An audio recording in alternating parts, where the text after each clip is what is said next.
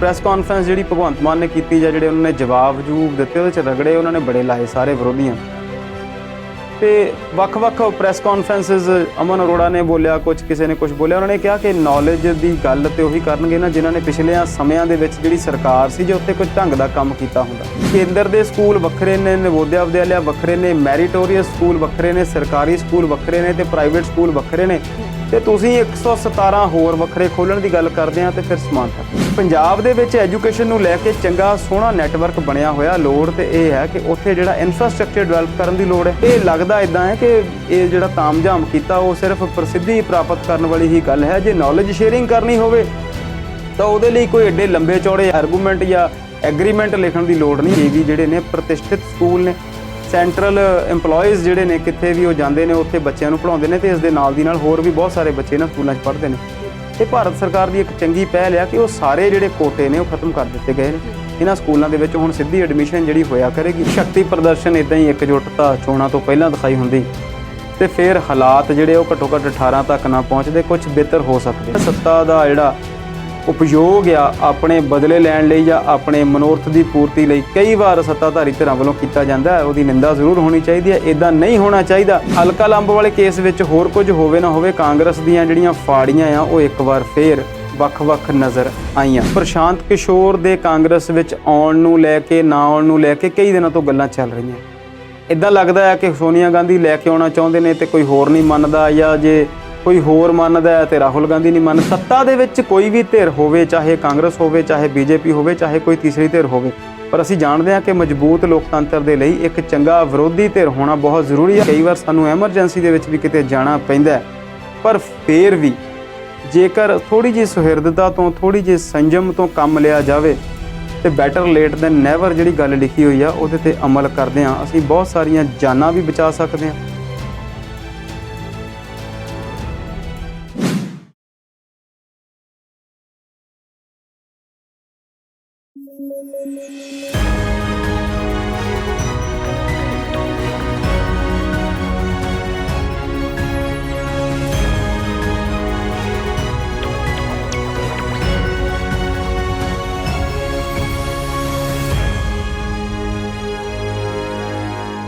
ਸਤਿ ਸ਼੍ਰੀ ਅਕਾਲ। Punjabi national TV ਦੇਖਣ ਵਾਲੇ ਦਰਸ਼ਕਾਂ ਨੂੰ ਜੀ ਆਇਆਂ। ਪ੍ਰੋਗਰਾਮ ਹੈ ਜੀ ਵਿਚਾਰ ਚਰਚਾ। ਅੱਜ ਦੇ ਪ੍ਰੋਗਰਾਮ ਦੇ ਵਿੱਚ ਗੱਲਾਂ ਸਿਆਸੀ ਕਰਾਂਗੇ, ਪੰਜਾਬ ਦੀ ਰਾਜਨੀਤੀ ਦੀਆਂ ਵੀ ਕਰਾਂਗੇ ਤੇ ਭਾਰਤ ਦੀ ਰਾਜਨੀਤੀ ਦੀਆਂ ਵੀ ਕਰਾਂਗੇ। ਇਹ ਸਾਰੀਆਂ ਗੱਲਾਂ ਬਾਤਾਂ ਕਰਨ ਲਈ ਮੇਰੇ ਨਾਲ ਸਟੂਡੀਓ 'ਚ ਐਜ਼ ਐਨ ਐਕਸਪਰਟ ਮੌਜੂਦ ਨੇ ਅੰਮ੍ਰਿਤਪਾਲ ਸ਼ਰਮਾ ਜੀ। ਸਤਿ ਸ਼੍ਰੀ ਅਕਾਲ ਸ਼ਰਮਾ ਜੀ, ਸਵਾਗਤ ਕਰਦੇ ਹਾਂ ਜੀ ਪ੍ਰੋਗਰਾਮ 'ਚ। ਸਤਿ ਸ਼੍ਰੀ ਅਕਾਲ ਸੁਲੀਨ ਜੀ, ਸ਼ੁਕਰੀਆ। ਜਿਹੜਾ ਕੱਲ ਸਭ ਤੋਂ ਜ਼ਿਆਦਾ ਭਖਿਆ ਮੁੱਦਾ ਸੀ, ਅੱਜ ਦਾ ਪ੍ਰੋਗਰਾਮ ਵੀ ਮੈਂ ਉੱਥੋਂ ਹੀ ਸ਼ੁਰੂ ਕਰਨਾ ਚਾਹੁੰਦੀ ਹਾਂ। ਗਿਆਨ ਸਾਂਝਾ ਕਰਨ ਵਾਲਾ ਜਿਹੜਾ ਸਮਝੌਤਾ ਹੋਇਆ ਦਿੱਲੀ ਤੇ ਪੰਜਾਬ ਦੇ ਵਿਚਕਾਰ, ਉਹਨੂੰ ਲੈ ਕੇ ਬਹੁਤ ਰੌਲਾ ਰੱਪਾ ਪੈ ਗਿਆ। ਵਿਰੋਧੀਆਂ ਨੇ ਬਹੁਤ ਤੰਜ ਕੱਸੇ ਨੇ, ਟਵੀਟ ਤੇ ਟਵੀਟ, ਉਹ ਵੀ ਅੰਗਰੇਜ਼ੀ 'ਚ। ਸਵਾਲ ਮੇਰਾ ਤੁਹਾਨੂੰ ਇਹ ਹੈ ਕਿ ਸਮਝੌਤੇ 'ਚ ਇਹੋ ਜਿਹਾ ਕੀ ਲਿਖਿਆ ਹੈ ਕਿ ਇੰਨਾ ਰੌਲਾ ਪਾਉਣ ਦੀ ਨੌਬਤ ਆ ਗਈ ਹੈ? ਬਿਲਕੁਲ ਤੁਹਾਡੀ ਗੱਲ ਠੀਕ ਹੈ ਜੀ ਕਿ ਉਹ ਜਿਹੜਾ ਸਮਝੌਤਾ ਹੈ ਉਹਨੇ ਬਵਾਲ ਜ਼ਰੂਰ ਮਚਾਇਆ ਹੋਇਆ। ਗੱਲ ਇਹ ਆ ਸਵਲੀਨ ਜੀ ਕਿ ਇੱਦਾਂ ਜਾਪਦਾ ਹੈ ਕਿ ਜਿਵੇਂ ਜਿਹੜੀਆਂ ਵਿਰੋਧੀ ਧਿਰਾਂ ਨੇ ਉਹ ਆਪਣੇ ਆਪ ਨੂੰ ਸਥਾਪਿਤ ਕਰਨ ਲਈ ਤਰਲੋ ਮੱਛੀ ਹੋ ਰਹੀਆਂ ਨੇ, ਜ਼ੋਰ ਅਜ਼ਮਾਇਸ਼ ਕਰ ਰਹੀਆਂ ਕਿ ਸਰਕਾਰ ਦੇ ਸਾਹਮਣੇ ਖਲੋ ਕੇ ਉਹਦੀਆਂ ਗਲਤੀਆਂ ਨੂੰ ਕੱਢਿਆ ਜਾਵੇ, ਜਾਂ ਘੱਟੋ ਘੱਟ ਜਿਹੜੀ ਉਹਨਾਂ ਦੀ ਫਜੀਹਤ ਇਲੈਕਸ਼ਨ ਰਿਜ਼ਲਟਸ 'ਚ ਹੋਈ ਆ ਉਹਨੂੰ ਉਹਦੇ 'ਚੋਂ ਬਾਹਰ ਆ ਕੇ ਤੇ ਇੱਕ ਪੁਨਰ ਨਿਰਮਾਣ ਜਿਹੜਾ ਆ ਰਾਜਨੀਤੀ ਦੇ ਵਿੱਚ, ਸਿਆਸੀ ਗਲਿਆਰਿਆਂ ਦੇ ਵਿੱਚ ਆਪਣਾ ਕੀਤਾ ਜਾਵੇ ਤਾਂ ਜੋ ਉਹਨਾਂ ਦੀ ਜਿਹੜੀ ਹੋਂਦ ਆ ਉਹ ਬਰਕਰਾਰ ਰਹੇ। ਜਿਹੜਾ ਉਹ ਸਿਆਸੀ ਸਮਝੌਤਾ ਜਿਹੜਾ ਇੱਕ ਜਿਹਨੂੰ ਤੁਸੀਂ ਨੌਲੇਜ ਸ਼ੇਅਰਿੰਗ ਐਗਰੀਮੈਂਟ ਕਹਿੰਦੇ ਸੀ, ਉਹਨੂੰ ਕਈ ਤੇ MOU ਕਹੀ ਜਾਂਦੇ ਆ ਜਾਂ ਹੋਰ ਬਹੁਤ ਸਾਰੀਆਂ ਉਹਦੇ ਲਈ ਮਦਾਂ ਕਹੀਆਂ ਗਈਆਂ। ਕੋਈ ਕਹਿੰਦਾ ਪੰਜਾਬ ਨੂੰ ਦਿੱਲੀ ਵੇਚਤਾ, ਦਿੱਲੀ ਨੂੰ ਪੰਜਾਬ ਵੇਚਤਾ। ਵਿਰੋਧ ਦੇ ਤਰੀਕੇ ਤੇ ਜਿਹੜਾ ਸੋਸ਼ਲ ਮੀਡੀਆ ਦੇ ਉੱਤੇ ਰੌਲਾ ਰੱਪਾ ਪੈਂਦਾ ਹੈ ਉਹ ਇੱਕ ਵੱਖਰੀ ਤਰ੍ਹਾਂ ਦਾ ਇੱਕ ਨਾ ਦ੍ਰਿਸ਼ ਸਿਰਜ ਦਿੰਦਾ ਤੇ ਇੱਦਾਂ ਲੱਗਦਾ ਜਿੱਦਾਂ ਪਤਾ ਨਹੀਂ ਕਿੰਨਾ ਕੁ ਵੱਡਾ ਕੰਮ ਕੋਈ ਹੋ ਗਿਆ। ਗੱਲਾਂ ਸਿਰਫ ਇੰਨੀਆਂ ਨੇ ਕਿ ਉਹਨਾਂ ਨੇ ਇੱਕ ਸਲਾਹ ਕੀਤੀ ਕਿ ਦੋਵੇਂ ਸਰਕਾਰਾਂ ਜਿਹੜੀਆਂ ਉਹ ਮਿਲ ਕੇ ਚੱਲਣਗੀਆਂ, ਪਰ ਉੱਥੇ ਉਹਨਾਂ ਦੀ ਗਲਤੀ ਜਿਹੜੀ ਆ ਜਾਂ ਇੰਨੀ ਕੁ ਨਜ਼ਰ ਆਉਂਦੀ ਆ ਕਿ ਜੇ ਤੁਸੀਂ ਮਿਲ ਕੇ ਹੀ ਚੱਲਣਾ ਤੇ ਉਹਦੇ ਲਈ ਸਮਝੌਤਾ ਕਰਨ ਦੀ ਜਾਂ ਇਹਨੂੰ ਲਿਖਤੀ ਰੂਪ ਦੇਣ ਦੀ ਜਾਂ ਇਹਦੇ ਲਈ ਫਿਰ ਇੰਨਾ ਤਾਮ-ਝਾਮ ਜਾਂ ਪ੍ਰੈਸ ਕਾਨਫਰੰਸ ਵਗੈਰਾ ਕਰਨ ਦੀ ਤੇ ਕੋਈ ਲੋੜ ਨਹੀਂ। ਜੇ ਦੋ ਅਲੱਗ-ਅਲੱਗ ਸਟੇਟਾਂ ਨੇ, ਇੱਕ ਯੂਨੀਅਨ ਟੈਰੀਟਰੀ ਹੈ, ਇੱਕ ਫੁੱਲ ਸਟੇਟ ਹੈ, ਇੱਕੋ ਹੀ ਪਾਰਟੀ ਕੋਲ ਨੇ, ਤੇ ਉਹ ਇੱਕ ਦੂਜੇ ਦੀ ਸਲਾਹ ਤੇ ਵੈਸੇ ਵੀ ਲੈ ਸਕਦੇ ਨੇ, ਲੈਂਦੇ ਹੋਣਗੇ। ਇਹਦੇ ਲਈ ਐਡਾ ਸਮਝੌਤਾ ਜਾਂ ਕਰਨ ਦੀ ਜਾਂ ਇਹਨੂੰ ਇੱਕ ਰੂਪ ਦੇਣ ਦੀ ਕੀ ਲੋੜ ਸੀ? ਉਹਦੇ ਹੀ ਮਨਸ਼ਾ ਹੋ ਸਕਦਾ ਉਹਨਾਂ ਦੀ ਕੁਝ ਹੋਵੇ, ਜਾਂ ਉਹਨੂੰ ਸੁਪਰ CM ਕਹਿਣ ਲੱਗ ਪਏ ਨੇ, ਕੋਈ ਕੁਝ ਕਹਿ ਰਿਹਾ, ਕੋਈ ਕੁਝ ਕਹਿ ਰਿਹਾ। ਉਹ ਇੱਕ ਵੱਖਰੀ ਤਰ੍ਹਾਂ ਦਾ ਜਿਹੜਾ ਆ ਉਹ ਹੈ। ਕੱਲ ਉਹਦੇ ਸਬੰਧ 'ਚ ਕਈ ਲੰਬਾ ਚੌੜਾ ਡਾਕੂਮੈਂਟ ਦਿਖਾ ਰਹੇ ਸੀ। ਅਸੀਂ ਵੀ ਉਹਦੀ ਗੱਲ ਪਹਿਲਾਂ ਉਸੇ ਆਧਾਰ ਤੇ ਕੀਤੀ ਜਿਹੋ ਜਿਹੇ ਸਾਡੇ ਕੋਲ ਸੂਤਰਾਂ ਤੋਂ ਖਬਰਾਂ ਪਹੁੰਚੀਆਂ ਸੀ। ਬਾਅਦ ਵਿੱਚ ਆਇਆ ਕਿ ਉਹ 1 ਪੇਜ ਦਾ ਹੀ ਡਾਕੂਮੈਂਟ ਹੈ ਤੇ ਵੱਖ-ਵੱਖ ਮਹਿਕਮੇ ਜਿਹੜੇ ਨੇ ਉਹਨਾਂ ਦੇ ਵਿੱਚ ਇੱਕ ਸਾਂਝ ਬਣਾਈ ਜਾਵੇਗੀ। ਐਕਸਚੇਂਜ ਆਫ ਨੌਲੇਜ ਜਿਹੜਾ ਆ ਕਿ ਦੋਨਾਂ ਦੇ ਐਕਸਪੀਰੀਅੰਸ ਜਿਹੜੇ ਨੇ, ਪੰਜਾਬ ਦੇ ਵੱਖਰੇ ਐਕਸਪੀਰੀਅੰਸ ਨੇ ਐਜ਼ ਏ ਸਟੇਟ ਤੇ ਦਿੱਲੀ ਦੇ ਐਜ਼ ਏ ਸਟੇਟ, ਉੱਥੇ ਲੰਬਾ ਟਾਈਮ ਆਮ ਆਦਮੀ ਪਾਰਟੀ ਨੇ ਰੂਲ ਕੀਤਾ ਹੈ। ਉਹਨਾਂ ਕੋਲ ਕੁਝ ਵੱਖਰੀਆਂ ਚੀਜ਼ਾਂ ਨੇ, ਕੁਝ ਸਕੂਲਾਂ ਦੀ ਗੱਲ ਸੀ, ਕੁਝ ਹੈਲਥ ਦੀ ਗੱਲ ਸੀ, ਕੁਝ ਮੁਹੱਲਾ ਕਲੀਨਿਕਾਂ ਦੀ ਗੱਲ ਸੀ। ਉਹਦੇ ਤੇ ਰਾਮ ਰੌਲਾ ਜਿਹੜਾ ਬੜਾ ਪਿਆ। ਪਰ ਸ਼ਾਮ ਨੂੰ ਪ੍ਰੈਸ ਕਾਨਫਰੰਸ ਜਿਹੜੀ ਭਗਵੰਤ ਮਾਨ ਨੇ ਕੀਤੀ ਜਾਂ ਜਿਹੜੇ ਉਹਨਾਂ ਨੇ ਜਵਾਬ ਦਿੱਤੇ ਉਹਦੇ 'ਚ ਰਗੜੇ ਉਹਨਾਂ ਨੇ ਬੜੇ ਲਾਏ ਸਾਰੇ ਵਿਰੋਧੀਆਂ ਨੂੰ। ਤੇ ਵੱਖ-ਵੱਖ ਪ੍ਰੈਸ ਕਾਨਫਰੰਸਿਸ ਅਮਨ ਅਰੋੜਾ ਨੇ ਬੋਲਿਆ, ਕੁਝ ਕਿਸੇ ਨੇ ਕੁਝ ਬੋਲਿਆ। ਉਹਨਾਂ ਨੇ ਕਿਹਾ ਕਿ ਨੌਲੇਜ ਦੀ ਗੱਲ ਤੇ ਉਹੀ ਕਰਨਗੇ ਨਾ ਜਿਨ੍ਹਾਂ ਨੇ ਪਿਛਲੇ ਸਮਿਆਂ ਦੇ ਵਿੱਚ ਜਿਹੜੀ ਸਰਕਾਰ ਸੀ ਜੇ ਉੱਥੇ ਕੁਝ ਢੰਗ ਦਾ ਕੰਮ ਕੀਤਾ ਹੁੰਦਾ। ਇਹ ਗੱਲ ਬਿਲਕੁਲ ਦਰੁਸਤ ਜਾਪਦੀ ਹੈ ਕਿ ਜੇਕਰ ਦੋ ਸਰਕਾਰਾਂ ਮਿਲ ਕੇ ਚੱਲਣਾ ਚਾਹੁੰਦੀਆਂ ਤੇ ਫਿਰ ਬਹੁਤੀ ਸਮੱਸਿਆ ਜਿਹੜੀ ਆ ਉਹ ਵਿਰੋਧੀਆਂ ਨੂੰ ਹੋਣੀ ਨਹੀਂ ਚਾਹੀਦੀ। ਜਿਹੜਾ ਮੇਰੇ ਮਨ 'ਚ ਸਵਾਲ ਸੀ ਅੱਜ ਇਸ ਵਿਸ਼ੇ ਨੂੰ ਦੁਬਾਰਾ ਡਿਸਕਸ ਕਰਨ ਦਾ, ਉਹ ਇੱਕ ਬਿਆਨ ਸੀ ਜਿਹਦੇ 'ਚ ਭਗਵੰਤ ਮਾਨ ਨੇ ਕਿਹਾ ਕਿ 117 ਹਲਕਿਆਂ 'ਚ 117 ਸਕੂਲ ਤੇ 117 ਮੁਹੱਲਾ ਕਲੀਨਿਕ ਜਿਹੜੇ ਆ ਉਹ ਜਲਦੀ ਸ਼ੁਰੂ ਕੀਤੇ ਜਾਣਗੇ। ਫਿਰ ਮੈਨੂੰ ਯਾਦ ਆਈਆਂ ਉਹ ਪਿਛਲੀਆਂ ਸਰਕਾਰਾਂ, ਜਦੋਂ ਪ੍ਰਕਾਸ਼ ਸਿੰਘ ਬਾਦਲ ਮੁੱਖ ਮੰਤਰੀ ਸੀ ਤੇ ਉਹਨਾਂ ਨੇ ਮੈਰੀਟੋਰੀਅਸ ਸਕੂਲ ਬਣਾਏ ਸੀ। ਜਦੋਂ ਉਹਦੀ ਘੋਖ ਪੜਤਾਲ ਕੀਤੀ ਤੇ ਕੋਈ 10 ਕੁ ਮੈਰੀਟੋਰੀਅਸ ਸਕੂਲ ਪੰਜਾਬ 'ਚ ਚੱਲਦੇ ਨਜ਼ਰ ਆਉਂਦੇ ਨੇ, ਜਿਹਦੀ ਬਹੁਤ ਇਹਨਾਂ ਨੇ ਵਾਹ-ਵਾਹ ਖੱਟਣ ਦੀ ਕੋਸ਼ਿਸ਼ ਕੀਤੀ ਸੀ। ਬੜਾ ਪ੍ਰਚਾਰ ਪ੍ਰਸਾਰ ਕੀਤਾ ਸੀਗਾ ਕਿ ਅਸੀਂ ਵੱਡੇ ਸਕੂਲ ਬਣਾਏ ਨੇ ਜਿੱਥੇ ਗਰੀਬ ਤੇ ਜਿਹੜੇ ਲੋੜਵੰਦ ਵਿਦਿਆਰਥੀ ਆ ਉਹਨਾਂ ਨੂੰ ਮੁਫਤ ਪੜ੍ਹਾਇਆ ਜਾਵੇਗਾ। 11ਵੀਂ ਤੇ 12ਵੀਂ 2 ਕਲਾਸਾਂ ਇਹਨਾਂ ਸਕੂਲਾਂ 'ਚ ਪੜ੍ਹਾਈਆਂ ਜਾਂਦੀਆਂ। 10 ਸਕੂਲ ਨੇ, ਉਹਨਾਂ ਦੇ ਜਿਹੜੇ ਅਧਿਆਪਕ ਨੇ ਉਹ ਕੁਛ ਕੁ ਪੱਕੇ ਨੇ ਤੇ ਕੁਛ ਕੁ ਕੱਚੇ ਤੌਰ ਤੇ ਰੱਖੇ ਗਏ ਨੇ, ਕੁਛ ਕੁ ਆਊਟਸੋਰਸ ਕਰਕੇ ਬਾਹਰੋਂ ਪੜ੍ਹਾਉਣ ਜਾਂਦੇ ਨੇ ਤੇ ਉੱਥੇ ਪੜ੍ਹਾ ਕੇ ਵਾਪਸ ਆ ਜਾਂਦੇ ਨੇ। ਉਹਨਾਂ ਸਕੂਲਾਂ ਦਾ ਹਾਲ ਵੀ ਅੱਜ ਉਹੋ ਜਿਹਾ ਹੀ ਹੈ ਜਿਹੋ ਜਿਹਾ ਪੰਜਾਬ ਦੇ ਸਰਕਾਰੀ ਸਕੂਲਾਂ ਦਾ ਹਾਲ ਹੈ। ਇਸੇ ਤਰੀਕੇ ਦੇ ਨਾਲ ਫਿਰ ਗੱਲ ਜਦੋਂ ਦੇਖੀ ਤੇ ਫਿਰ ਇੱਕ ਯਾਦ ਆਇਆ ਹੋਰ ਕਿ ਜਦੋਂ ਅਸੀਂ ਸਕੂਲ 'ਚ ਪੜ੍ਹਦੇ ਸੀ ਉਦੋਂ ਨਵੇਂ-ਨਵੇਂ ਨਵੋਦਿਆ ਵਿਦਿਆਲਿਆ ਖੁੱਲ੍ਹੇ ਸੀ, ਉਹਦੀ ਵੀ ਗੱਲ ਦੇਖੀਏ ਕੀ ਹੈ। ਤੇ ਜਵਾਹਰ ਨਵੋਦਿਆ ਵਿਦਿਆਲਿਆ ਜਿਹੜੇ ਆ ਉਹਨਾਂ ਦੀ ਵੀ ਜਦੋਂ ਗੱਲ ਦੇਖੀ ਤੇ ਉਹਨਾਂ ਬਾਰੇ ਵੀ ਸਮਝ ਆਈ ਕਿ ਗੱਲ ਚੰਡੀਗੜ੍ਹ ਰੀਜਨ ਦੇ ਵਿੱਚ 60 ਦੇ ਕਰੀਬ ਜਿਹੜੇ ਆ ਉਹ ਨਵੋਦਿਆ ਵਿਦਿਆਲਿਆ ਜਿਹੜੇ 1985 'ਚ ਖੁੱਲ੍ਹੇ ਸੀ ਤੇ ਉਹ ਚੱਲਦੇ ਪਏ ਨੇ ਜੀ।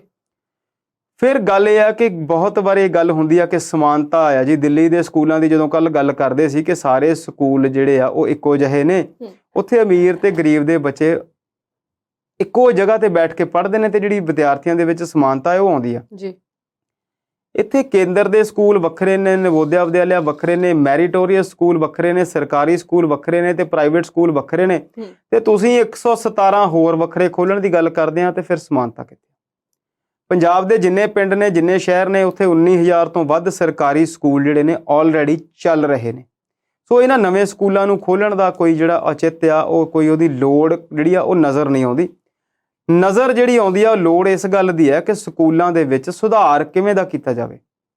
ਸਵਲੀਨ ਜੀ, ਤੁਸੀਂ ਤੇ ਬਾਅਦ ਵਿੱਚ ਪੜ੍ਹੇ ਆ ਜਾਂ ਤੁਸੀਂ ਵੱਡੇ ਸਕੂਲਾਂ ਦੇ ਪੜ੍ਹੇ ਲਿਖੇ ਆ, ਅਸੀਂ ਉਹ ਸਰਕਾਰੀ ਸਕੂਲ ਦੇਖੇ ਨੇ ਜਿੱਥੇ ਬਿਲਕੁਲ ਜੂਟ ਦੇ ਟਾਟ ਵਿਛਾ ਕੇ ਬੈਠ ਕੇ ਬੱਚੇ ਪੜ੍ਹਦੇ ਸੀ। ਪਰ ਸਿੱਖਿਆ ਦਾ ਮਿਆਰ ਜਿਹੜਾ ਆ ਉਹ ਚੰਗਾ ਸੀ। ਜੇ ਪ੍ਰਾਇਮਰੀ ਸਕੂਲ ਸੀ 5 ਕਲਾਸਾਂ ਸੀ ਤੇ 5 ਦੇ 5 ਅਧਿਆਪਕ ਜ਼ਰੂਰ ਹੁੰਦੇ ਸੀ। ਉਹ ਸਵੇਰੇ ਹੀ ਤੁਹਾਨੂੰ ਟਾਟਾਂ ਤੇ ਬਿਠਾ ਕੇ ਤੇ ਲਗਭਗ 6 ਘੰਟੇ ਜਾਂ 7 ਘੰਟੇ ਜਿੰਨੀ ਦੇਰ ਵੀ ਸਕੂਲ ਲੱਗਦਾ ਸੀ ਉਹਨਾਂ ਸਮਾਂ ਉਹਨਾਂ ਵਿਦਿਆਰਥੀਆਂ ਦੇ ਉੱਤੇ ਸਪੈਂਡ ਕਰਦੇ ਸੀ, ਪੜ੍ਹਾਉਂਦੇ ਜ਼ਰੂਰ ਸੀ। ਐਕਸਟਰਾ ਟੀਚਿੰਗ ਜੌਬਸ ਜਿਹੜੀਆਂ ਉਹ ਟੀਚਰਾਂ ਤੋਂ ਸਿਰਫ 2 ਕੁ ਮੈਨੂੰ ਯਾਦ ਆ ਜਿਹੜੀਆਂ ਲਈਆਂ ਜਾਂਦੀਆਂ ਸੀ। ਇੱਕ ਤੇ ਜਨਸੰਖਿਆ ਦੀ ਗਿਣਤੀ ਕਰਨ ਵੇਲੇ ਉਹਨਾਂ ਦੀ ਜਨਗਣਨਾ ਤੇ ਡਿਊਟੀ ਲੱਗਦੀ ਸੀ 10 ਸਾਲ ਬਾਅਦ, ਤੇ ਇੱਕ ਚੋਣਾਂ ਦੇ ਸਮੇਂ 'ਚ ਡਿਊਟੀ ਲੱਗਦੀ ਸੀ। ਹੋਰ ਕੋਈ ਬਹੁਤਾ ਲੰਬਾ ਕੰਮ ਜਿਹੜਾ ਆ ਸਰਕਾਰੀ ਸਕੂਲਾਂ ਦੇ ਅਧਿਆਪਕਾਂ ਤੋਂ ਨਹੀਂ ਸੀ ਲਿਆ ਜਾਂਦਾ। ਤੇ ਪੰਜਾਬ ਦੇ ਵਿੱਚ ਐਜੂਕੇਸ਼ਨ ਨੂੰ ਲੈ ਕੇ ਚੰਗਾ ਸੋਹਣਾ ਨੈਟਵਰਕ ਬਣਿਆ ਹੋਇਆ। ਲੋੜ ਤੇ ਇਹ ਹੈ ਕਿ ਉੱਥੇ ਜਿਹੜਾ ਇਨਫਰਾਸਟ੍ਰਕਚਰ ਡਿਵੈਲਪ ਕਰਨ ਦੀ ਲੋੜ ਹੈ। ਇਨਫਰਾਸਟ੍ਰਕਚਰ ਦੀ ਜਦੋਂ ਅਸੀਂ ਗੱਲ ਕਰਦੇ ਹਾਂ ਤੇ ਬੀਤੇ ਸਮੇਂ ਦੇ ਦੌਰਾਨ ਬੀਤੀਆਂ ਸਰਕਾਰਾਂ ਨੇ ਚੰਗੇ ਚੋਖੇ ਪੈਸੇ ਜਿਹੜੇ ਨੇ ਉਹ ਸਕੂਲਾਂ ਲਈ ਦਿੱਤੇ ਨੇ ਤੇ ਲਗਭਗ ਸਕੂਲਾਂ ਦੇ ਵਿੱਚ ਬਹੁਤ ਸਾਰਾ ਇਨਫਰਾਸਟ੍ਰਕਚਰ ਡਿਵੈਲਪਮੈਂਟ ਜਿਹੜਾ ਹੈ ਹੋ ਵੀ ਗਿਆ। ਫਾਈਬਰ ਆਪਟਿਕ ਤੱਕ ਬਿਜਲੀ ਦਾ ਪ੍ਰਬੰਧ, ਫਰਨੀਚਰ ਦਾ ਪ੍ਰਬੰਧ, ਸਕੂਲਾਂ ਨੂੰ ਰੰਗ ਰੋਗਨ ਥੋੜ੍ਹਾ ਬਹੁਤਾ ਜਿੰਨਾ ਕੁ ਉੱਥੇ ਲੈਬੋਰਟਰੀਜ਼ ਦਾ ਪ੍ਰਬੰਧ ਉਹ ਸਾਰਾ ਉੱਥੇ ਹੋ ਚੁੱਕਿਆ। ਲੋੜ ਤੇ ਹੈ ਟੀਚਰਾਂ ਦੀ ਜਿਹੜੀ ਗਿਣਤੀ ਪੂਰੀ ਕਰਨ ਦੀ ਤੇ ਉਸ ਤੋਂ ਬਾਅਦ ਫਿਰ ਟੀਚਰਾਂ ਨੂੰ ਲੋੜੀਂਦੀ ਸਿੱਖਿਆ ਜਿਹੜੀ ਆ ਮੁਹੱਈਆ ਕਰਾ ਕੇ ਉਹਨਾਂ ਦੇ ਐਕਸਪਰਟਾਈਜ਼ ਜਿਸ ਵਿਸ਼ੇ 'ਚ ਕਰਾਉਣ ਦੀ ਲੋੜ ਹੈ ਤੇ ਨਾਲ ਦੀ ਨਾਲ ਜਿਹੜਾ ਸਿਲੇਬਸ ਆ ਉਹਨੂੰ ਵਧਾਉਣ ਦੇ ਨਾਲੋਂ ਉਹਦੇ ਵਿੱਚ ਛਾਂਟੀ ਕਰਨ ਦੀ ਵੀ ਲੋੜ ਆ ਕਿ ਕੀ ਸਾਰੀਆਂ ਚੀਜ਼ਾਂ ਜਿਹੜੀਆਂ ਪੜ੍ਹਨੀਆਂ ਜ਼ਰੂਰੀ ਨੇ। ਸਿੱਖਿਆ ਸ਼ਾਸਤਰੀਆਂ ਦੀ, ਸਿੱਖਿਆ ਮਾਹਰਾਂ ਦੀ ਮਦਦ ਲੈ ਕੇ ਉਹ ਸਾਰੇ ਚੀਜ਼ਾਂ ਕਰਨ ਦੀ ਲੋੜ ਹੈ। ਤੇ ਇੱਕ ਵੱਡੀ ਲੋੜ ਜਿਹੜੀ ਆ ਉਹ ਇਹ ਵੀ ਆ ਕਿ ਵਿਦਿਆਰਥੀਆਂ ਨੂੰ ਪੜ੍ਹਨ ਲਈ ਪ੍ਰੇਰਿਤ ਕੀਤਾ ਜਾਵੇ। ਐਜੂਕੇਸ਼ਨ ਸਿਸਟਮ ਦੇ ਵਿੱਚ ਕੁਝ ਸੁਧਾਰ ਕੀਤੇ ਜਾਣ ਤਾਂ ਜੋ ਜਿਹੜਾ ਵਿਦਿਆਰਥੀਆਂ ਤੇ ਪ੍ਰੈਸ਼ਰ ਆ ਉਹ ਨਾ ਹੋਵੇ ਤੇ ਅਧਿਆਪਕਾਂ ਕੋਲੋਂ ਗੈਰ ਜ਼ਰੂਰੀ ਤੇ ਗੈਰ ਪੜ੍ਹਾਈ ਵਾਲੇ ਕੰਮ ਜਿਹੜੇ ਆ ਨਾ ਲਏ ਜਾਣ। ਉਹ 117 ਸਕੂਲ ਜਿਹੜੇ ਆ ਨਵੇਂ ਖੋਲ੍ਹਣੇ ਆ ਉਹ ਸਾਡੀ ਸਮਝ ਤੋਂ ਬਾਹਰ ਲੱਗੀ ਗੱਲ। ਇਦਾਂ ਹੀ ਉਹਨਾਂ ਨੇ 117 ਮੁਹੱਲਾ ਕਲੀਨਿਕ ਜਿਹੜੀ ਗੱਲ ਕੀਤੀ ਆ ਤੇ ਠੀਕ ਆ ਗੱਲ ਕਿ ਹਰ ਪਿੰਡ ਦੇ ਵਿੱਚ ਤੁਸੀਂ ਇੱਕ ਡਿਸਪੈਂਸਰੀ ਖੋਲ੍ਹ ਦਿਓ, ਪਰ ਗੱਲ ਫਿਰ ਉੱਥੇ ਹੀ ਆ ਕਿ ਕੀ ਉਹ ਸਿਰਫ ਇਨਫਰਾਸਟ੍ਰਕਚਰ ਡਿਵੈਲਪਮੈਂਟ ਹੋਵੇਗਾ ਜਾਂ ਤੁਸੀਂ ਉਹਦੇ ਲਈ ਨਰਸਿਸ, ਡਾਕਟਰ, ਟੈਕਨੀਸ਼ੀਅਨਸ ਤੇ ਜਿਹੜੇ ਬਾਕੀ ਸਟਾਫ ਆ ਉਹਦੀ ਭਰਤੀ ਲਈ ਵੀ ਕੁਝ ਕਰੋਗੇ। ਸੋ ਇਹ ਲੱਗਦਾ ਇਦਾਂ ਹੈ ਕਿ ਇਹ ਜਿਹੜਾ ਤਾਮਝਾਮ ਕੀਤਾ ਉਹ ਸਿਰਫ ਪ੍ਰਸਿੱਧੀ ਪ੍ਰਾਪਤ ਕਰਨ ਵਾਲੀ ਹੀ ਗੱਲ ਹੈ। ਜੇ ਨੌਲੇਜ ਸ਼ੇਅਰਿੰਗ ਕਰਨੀ ਹੋਵੇ ਤਾਂ ਉਹਦੇ ਲਈ ਕੋਈ ਐਡੇ ਲੰਬੇ ਚੌੜੇ ਆਰਗੂਮੈਂਟ ਜਾਂ ਐਗਰੀਮੈਂਟ ਲਿਖਣ ਦੀ ਲੋੜ ਨਹੀਂ, ਉਹ ਤੇ ਸਿੱਧੇ ਸਾਦੇ ਵੀ ਕੀਤੇ ਜਾ ਸਕਦੇ। ਸਕੂਲਾਂ ਨਾਲ ਜੁੜੀ ਹੋਈ ਇੱਕ ਖਬਰ ਹੋਰ ਹੈ ਕਿ ਕੇਂਦਰੀ ਵਿਦਿਆਲੇ ਦੇ ਵਿੱਚੋਂ ਕੋਟਾ ਸਿਸਟਮ ਖਤਮ ਕਰ ਦਿੱਤਾ ਗਿਆ ਹੈ। ਕੀ ਹੈ ਜੀ ਕਹਾਣੀ ਇਹ ਵਾਲੀ? ਬਿਲਕੁਲ ਸਵਲੀਨ ਜੀ, ਸਿੱਖਿਆ ਨਾਲ ਹੀ ਜੁੜੀ ਹੋਈ ਖਬਰ ਜਿਹੜੀ ਕੇਂਦਰੀ ਵਿਦਿਆਲਿਆ ਤੋਂ ਆਈ। ਜਦੋਂ ਅਸੀਂ ਕੇਂਦਰੀ ਵਿਦਿਆਲਿਆਂ ਦੀ ਗੱਲ ਕਰਦੇ ਹਾਂ ਤੇ ਅਸੀਂ ਇਹਨੂੰ ਅਕਸਰ ਸ਼ਾਰਟ ਫਾਰਮ ਦੇ ਵਿੱਚ KV ਕਹਿ ਦਿੰਦੇ ਹਾਂ। 5 ਜ਼ੋਨਾਂ 'ਚ ਭਾਰਤ ਨੂੰ, ਕਈ ਜ਼ੋਨਾਂ 'ਚ ਭਾਰਤ ਨੂੰ ਵੰਡਿਆ ਹੋਇਆ ਤੇ ਉਹਦੇ ਵਿੱਚ ਜਿਹੜੇ ਨੇ ਉਹ 1250 ਦੇ ਕਰੀਬ 1248 ਸ਼ਾਇਦ ਉਹਦੀ ਕੁੱਲ ਗਿਣਤੀ ਆ ਜਿਹੜੇ ਕੇਂਦਰੀ ਵਿਦਿਆਲਿਆ ਚੱਲ ਰਹੇ ਨੇ। ਜਦੋਂ ਉਹਦੀ ਘੋਖ ਪੜਤਾਲ ਜੀ ਕੀਤੀ ਤੇ 1963 ਦੇ ਵਿੱਚ KV ਜਿਹੜੇ ਆ ਉਹ ਭਾਰਤ ਵਿੱਚ ਸ਼ੁਰੂ ਕੀਤੇ ਗਏ। ਉਦੋਂ ਸਕੂਲਾਂ ਦੀ ਗਿਣਤੀ 20 ਕੁ ਸੀਗੀ। ਹੁਣ ਉਹ 1248 ਸਕੂਲ ਨੇ ਤੇ ਉੱਥੇ 44 ਤੋਂ 45,000 ਦੇ ਲਗਭਗ ਜਿਹੜੇ ਟੀਚਰਾਂ ਦੀ ਗਿਣਤੀ ਆ ਤੇ ਵੱਡੀ ਗਿਣਤੀ ਦੇ ਵਿੱਚ ਉੱਥੇ ਜਿਹੜੇ ਨੇ ਵਿਦਿਆਰਥੀ ਪੜ੍ਹਦੇ ਨੇ। ਅੱਜ ਇੱਕ ਖਬਰ ਨਸ਼ਰ ਹੋਈ ਕੇਂਦਰ ਸਰਕਾਰ ਦੇ ਡਿਪਾਰਟਮੈਂਟ ਆਫ ਐਜੂਕੇਸ਼ਨ ਜਾਂ ਜਿਹੜੀ ਹੈਗੀ ਆ ਹਿਊਮਨ ਰਿਸੋਰਸਿਸ ਵੱਲੋਂ ਕਿ ਸਕੂਲਾਂ ਦੇ ਵਿੱਚੋਂ ਕੋਟਾ ਜਿਹੜਾ ਆ ਉਹ ਖਤਮ ਕਰ ਦਿੱਤਾ ਗਿਆ। ਜਦੋਂ ਅਸੀਂ ਉਸ ਕੋਟੇ ਦੀ ਪੜਤਾਲ ਕੀਤੀ ਤੇ ਤੁਸੀਂ ਹੈਰਾਨ ਹੋਵੋਗੇ ਕਿ ਉਹਨਾਂ ਸਕੂਲਾਂ ਦੇ ਵਿੱਚ ਐਡਮਿਸ਼ਨ ਲਈ 12-13 ਤਰ੍ਹਾਂ ਦਾ ਜਿਹੜਾ ਆ ਉਹ ਕੋਟਾ ਸਿਸਟਮ ਬਣਿਆ ਹੋਇਆ ਸੀ। ਉਹ ਕੋਟਾ ਜਿਹੜਾ ਆ ਕਿਹਨਾਂ ਨੂੰ ਮਿਲਿਆ ਸੀ? ਭਾਰਤ ਦੇ ਹਰ ਮੈਂਬਰ ਪਾਰਲੀਮੈਂਟ ਕੋਲ, ਹਰ ਸੰਸਦ ਕੋਲ ਉਹਨਾਂ ਸਕੂਲਾਂ ਦੇ ਵਿੱਚ 10 ਸੀਟਾਂ ਦਾ ਕੋਟਾ ਸੀ। ਉਹ ਜਿਹਨੂੰ ਰਿਕਮੈਂਡ ਕਰਦੇ ਸੀ ਉੱਥੇ ਉਹਦੀ ਐਡਮਿਸ਼ਨ ਹੋ ਜਾਂਦੀ ਸੀ। ਇਸ ਤੋਂ ਇਲਾਵਾ ਜਿਹੜੀ ਤੁਹਾਡੀ ਐਜੂਕੇਸ਼ਨ ਮਿਨਿਸਟਰੀ ਆ ਉਹਦੇ ਜਿਹੜੇ ਸਟਾਫ ਦੇ ਲੋਕ ਨੇ ਉਹਨਾਂ ਨੂੰ ਵੀ ਉਹਦੇ 'ਚ ਕੋਟਾ ਮਿਲਿਆ ਹੋਇਆ ਸੀ। ਉਹ ਵੀ ਆਪਣੇ ਬੱਚਿਆਂ ਨੂੰ ਰਿਕਮੈਂਡ ਕਰ ਸਕਦੇ ਸੀ ਜਾਂ ਹੋਰ ਵੀ ਉਹਦੇ 'ਚ ਸ਼ਰਤਾਂ ਜਿਹੜੀਆਂ ਆ ਕਿਸੇ ਦੀ ਸਿਫਾਰਿਸ਼ ਕਰਕੇ ਉੱਥੇ ਐਡਮਿਸ਼ਨ ਕਰਾ ਸਕਦੇ ਸੀ। ਇਸ ਤੋਂ ਇਲਾਵਾ KV ਦੇ ਜਿਹੜੇ ਰਿਟਾਇਰਡ ਸਟਾਫ ਸੀ ਉਹਨਾਂ ਨੂੰ ਵੀ ਕੋਟਾ ਮਿਲਿਆ ਹੋਇਆ ਸੀ। ਇਸ ਤੋਂ ਇਲਾਵਾ ਸਕੂਲ ਬਣਾਉਣ ਲਈ ਜੇ ਕਿਸੇ ਨੇ ਜ਼ਮੀਨ ਦਿੱਤੀ ਸੀ ਤੇ ਉਹਨਾਂ ਨੂੰ ਵੀ ਕੋਟਾ ਮਿਲਿਆ ਹੋਇਆ ਸੀ। ਇਸ ਦੇ ਨਾਲ ਦੀ ਨਾਲ ਹਰ ਜ਼ਿਲ੍ਹੇ ਦੇ ਜਿਹੜੇ ਕਲੈਕਟਰ ਨੇ ਜਾਂ ਅਸੀਂ ਡਿਪਟੀ ਕਮਿਸ਼ਨਰ ਕਹਿੰਦੇ ਆ ਉਹਨਾਂ ਨੂੰ ਵੀ ਕੁਝ ਕੋਟਾ ਮਿਲਿਆ ਹੋਇਆ ਸੀ। ਸੋ ਇੰਝ ਕਰਦੇ ਕਰਾਉਂਦੇ 12 ਤਰ੍ਹਾਂ ਦੇ ਜਿਹੜੇ ਉੱਥੇ ਕੋਟੇ KV 'ਚ ਚੱਲਦੇ ਸੀ। ਤੇ ਅਸੀਂ ਜਾਣਦੇ ਹਾਂ ਕਿ KV ਜਿਹੜੇ ਨੇ ਪ੍ਰਤਿਸ਼ਠਿਤ ਸਕੂਲ ਨੇ। ਸੈਂਟਰਲ EMPLOYEES ਜਿਹੜੇ ਨੇ ਕਿੱਥੇ ਵੀ ਉਹ ਜਾਂਦੇ ਨੇ ਉੱਥੇ ਬੱਚਿਆਂ ਨੂੰ ਪੜ੍ਹਾਉਂਦੇ ਨੇ ਤੇ ਇਸ ਦੇ ਨਾਲ ਦੀ ਨਾਲ ਹੋਰ ਵੀ ਬਹੁਤ ਸਾਰੇ ਬੱਚੇ ਇਹਨਾਂ ਸਕੂਲਾਂ 'ਚ ਪੜ੍ਹਦੇ ਨੇ। ਇਹ ਭਾਰਤ ਸਰਕਾਰ ਦੀ ਇੱਕ ਚੰਗੀ ਪਹਿਲ ਆ ਕਿ ਉਹ ਸਾਰੇ ਜਿਹੜੇ ਕੋਟੇ ਨੇ ਉਹ ਖਤਮ ਕਰ ਦਿੱਤੇ ਗਏ ਨੇ। ਇਹਨਾਂ ਸਕੂਲਾਂ ਦੇ ਵਿੱਚ ਹੁਣ ਸਿੱਧੀ ਐਡਮਿਸ਼ਨ ਜਿਹੜੀ ਹੋਇਆ ਕਰੇਗੀ ਤੇ ਨਾਲ ਦੀ ਨਾਲ ਜਿੰਨਾ ਸਿਫਾਰਸ਼ੀ ਸਿਸਟਮ ਸੀ ਉਹ ਖਤਮ ਕਰ ਦਿੱਤਾ ਜਾਵੇਗਾ।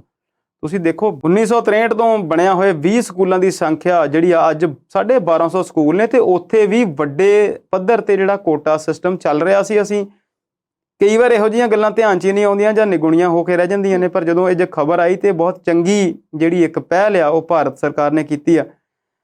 ਦੇਖਣਾ ਹੋਵੇਗਾ ਕਿ ਇਹਦੇ ਨਾਲ ਹੁਣ ਕਿੰਨਾ ਕੁ ਐਜੂਕੇਸ਼ਨ ਸਿਸਟਮ ਦੇ ਵਿੱਚ ਸੁਧਾਰ ਆਉਂਦਾ।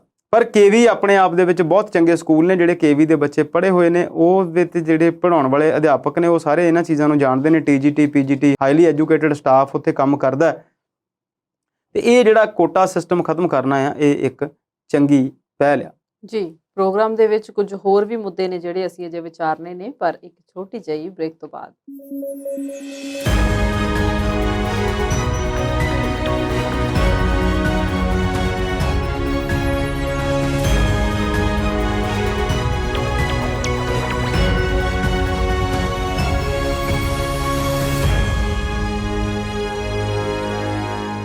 ਸਤਿ ਸ਼੍ਰੀ ਅਕਾਲ। ਬ੍ਰੇਕ ਤੋਂ ਬਾਅਦ ਵਿਚਾਰ ਚਰਚਾ ਪ੍ਰੋਗਰਾਮ ਦੇਖਣ ਵਾਲੇ ਦਰਸ਼ਕਾਂ ਦਾ ਇੱਕ ਵਾਰ ਫਿਰ ਤੋਂ ਸਵਾਗਤ ਕਰਦੇ ਹਾਂ। ਸ਼ਰਮਾ ਜੀ, ਗੱਲ ਹੁਣ ਕਰਦੇ ਹਾਂ ਪੰਜਾਬ ਦੀ ਰਾਜਨੀਤੀ ਦੀ। ਅਲਕਾ ਲਾਂਬਾ ਕੇਸ ਦੇ ਬਹਾਨੇ ਕਾਂਗਰਸ ਨੇ ਅੱਜ ਫਿਰ ਸ਼ਕਤੀ ਪ੍ਰਦਰਸ਼ਨ ਕੀਤਾ ਤੇ ਸਿੱਧੂ ਸਾਹਿਬ ਫਿਰ ਬਾਵਾ ਕਰਦੇ ਨਜ਼ਰ ਆਏ। ਮੈਨੂੰ ਆਪਣੀ ਗੱਲ ਕਰਕੇ ਪੱਤਰਕਾਰਾਂ ਦੇ ਅੱਗੇ ਰੱਖ ਕੇ ਉੱਥੇ ਕਿਸੇ ਨੂੰ ਮਿਲ ਕੇ ਨਹੀਂ ਗਏ ਤੇ ਉਹ ਗਏ। ਦੇਖੋ ਜੀ, ਜਿਹਦੇ ਨਾਮ ਮਗਰ ਸਾਹਿਬ ਲੱਗ ਜਾਂਦਾ ਫਿਰ ਉਹ ਜੋ ਮਰਜ਼ੀ ਕਰੇ, ਤੁਸੀਂ ਤੇ ਗੱਲਾਂ ਹੀ ਕਰ ਸਕਦੇ ਆ। ਤੇ ਜਿਹੜੀ ਤੁਸੀਂ ਗੱਲ ਕੀਤੀ ਸ਼ਕਤੀ ਪ੍ਰਦਰਸ਼ਨ ਦੀ, ਇਹ ਗੱਲ ਠੀਕ ਹੈ, ਪਰ ਉਹਦੇ ਲਈ ਫਿਰ ਇੱਕ ਦੋ ਕਹਾਵਤਾਂ ਨੇ। ਕਹਿੰਦੇ ਤਾਲੋਂ ਕੁੱਥੀ ਡੂਮਣੀ, ਗਾਵੇ ਤਾਲ ਬੇਤਾਲ, ਜਾਂ ਈਦ ਪਿੱਛੋਂ ਤੰਬਾ ਫੂਕਣਾ। ਜੇ ਇਹੀ ਸ਼ਕਤੀ ਪ੍ਰਦਰਸ਼ਨ ਇਦਾਂ ਹੀ ਇਕਜੁੱਟਤਾ ਚੋਣਾਂ ਤੋਂ ਪਹਿਲਾਂ ਦਿਖਾਈ ਹੁੰਦੀ ਤੇ ਫਿਰ ਹਾਲਾਤ ਜਿਹੜੇ ਉਹ ਘੱਟੋ ਘੱਟ 18 ਤੱਕ ਨਾ ਪਹੁੰਚਦੇ, ਕੁਝ ਬਿਹਤਰ ਹੋ ਸਕਦੇ ਸੀ। ਪਰ ਅੱਜ ਵੀ ਸ਼ਕਤੀ ਪ੍ਰਦਰਸ਼ਨ ਦੇ ਨਾਲ ਖਾਨਾ ਜੰਗੀ ਵੀ ਦਿਖਾ ਜਾਂਦੇ ਨੇ। ਬਿਲਕੁਲ ਤੁਹਾਡੀ ਗੱਲ ਠੀਕ ਆ। ਖਾਨਾ ਜੰਗੀ ਇਹ ਹੁਣ ਸਮਝ ਤੋਂ ਬਾਹਰ ਦੀ ਖਾਨਾ ਜੰਗੀ ਹੈ ਕਿ ਇਹ ਵੱਖਰੇ ਵੱਖਰੇ ਧੜੇ ਹੁਣ ਕਿਸ ਗੱਲ ਲਈ ਪਾਲ ਰਹੇ ਨੇ। ਨੀਅਰ ਫਿਊਚਰ 'ਚ ਇਲੈਕਸ਼ਨਸ ਕੋਈ ਆਉਣੀਆਂ ਨਹੀਂ, ਡਿਫੈਕਸ਼ਨ ਕੋਈ ਨਜ਼ਰ ਨਹੀਂ ਆਉਂਦੀ, ਸਮਾਂ ਬੜਾ ਲੰਬਾ ਪਿਆ ਕੋਲ, ਤੁਸੀਂ ਇਕੱਠੇ ਰਹੋ ਤੇ ਫਿਰ ਪਾਰਟੀ ਨੂੰ ਕੁਛ ਇਕਜੁੱਟਤਾ ਦਿਓ।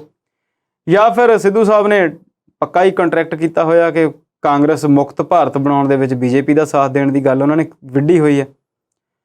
ਪਰ ਇੱਕ ਗੱਲ ਜ਼ਰੂਰ ਨਜ਼ਰ ਆਈ ਕਿ ਆਮ ਆਦਮੀ ਪਾਰਟੀ ਨੇ ਜੇਕਰ ਪੰਜਾਬ ਪੁਲਿਸ ਦੀ ਵਰਤੋਂ ਕੀਤੀ, ਮੈਂ ਇਹਨੂੰ ਬਿਲਕੁਲ ਵਰਤੋਂ ਕਹਾਂਗਾ ਕਿਉਂਕਿ ਇਹ ਜਿਹੜਾ ਕੇਸ ਆ ਉਹ ਇੰਜ ਲੱਗਦਾ ਹੈ ਕਿ ਰਾਜਨੀਤੀ ਤੋਂ ਪ੍ਰੇਰਿਤ ਨੇ। ਇਹੋ ਜਿਹੀਆਂ ਗੱਲਾਂ ਬਹੁਤ ਸਾਰੇ ਲੋਕ ਇੱਧਰ ਉੱਧਰ ਕਰਦੇ ਰਹਿੰਦੇ ਨੇ ਤੇ ਬਹੁਤ ਸਾਰੀਆਂ ਸਰਕਾਰਾਂ ਇਹੋ ਜਿਹੇ ਕੰਮ ਕਰਦੀਆਂ ਨੇ। ਅਸੀਂ ਬੀਤੇ 'ਚ ਦੇਖਿਆ ਜਗਨੇਸ਼ ਮੇਵਾਨੀ ਗੁਜਰਾਤ ਦੇ ਵਿੱਚ MLA ਹਨ।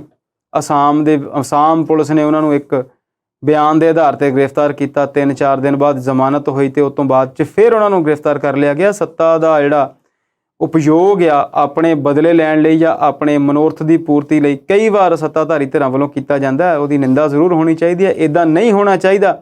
ਪਰ ਫਿਰ ਉਹੀ ਗੱਲ ਦੁਬਾਰਾ ਸਵਲੀਨ ਜੀ ਕਿ ਜਿਹਨੂੰ ਸਾਹਿਬ ਕਹਿਣਾ ਹੈ ਉਹਨੇ ਫਿਰ ਆਪਣੀ ਮਰਜ਼ੀ ਹੀ ਕਰਨੀ ਹੈ। ਹਲਕਾ ਲਾਂਬਾ ਤੇ ਕੁਮਾਰ ਵਿਸ਼ਵਾਸ ਤੇ ਪੰਜਾਬ ਪੁਲਿਸ ਨੇ FIR ਦਰਜ ਕੀਤੀਆਂ ਸੀ।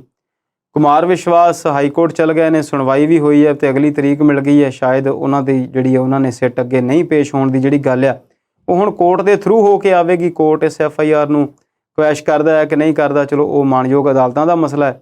ਹਲਕਾ ਲਾਂਬਾ ਨੇ ਕੱਲ੍ਹ ਦਾ ਟਾਈਮ ਲੈ ਲਿਆ ਸੀ ਤੇ ਅੱਜ ਉਹਨਾਂ ਨੇ ਆਉਣਾ ਸੀ ਤੇ ਉੱਥੇ ਜਿਹੜਾ ਆ ਇੱਕ ਵੱਡਾ ਇਕੱਠ ਹੋਇਆ ਜਿਹਦੇ 'ਚ ਪਾਰਟੀ ਦੇ ਪੰਜਾਬ ਦੇ ਪ੍ਰਧਾਨ ਰਾਜਾ ਵੜਿੰਗ, ਜਿਹੜੇ ਲੀਡਰ ਆਫ ਆਪੋਜੀਸ਼ਨ ਪ੍ਰਤਾਪ ਬਾਜਵਾ ਨਜ਼ਰ ਆ ਰਹੇ ਸੀ ਤੇ ਅਸੀਂ ਸੋਚ ਰਹੇ ਸੀ, TV ਤੇ ਦੇਖ ਰਹੇ ਸੀ ਕਿ ਸਿੱਧੂ ਸਾਹਿਬ ਉੱਥੇ ਪ੍ਰਗਟ ਹੁੰਦੇ ਕਿ ਨਹੀਂ ਹੁੰਦੇ।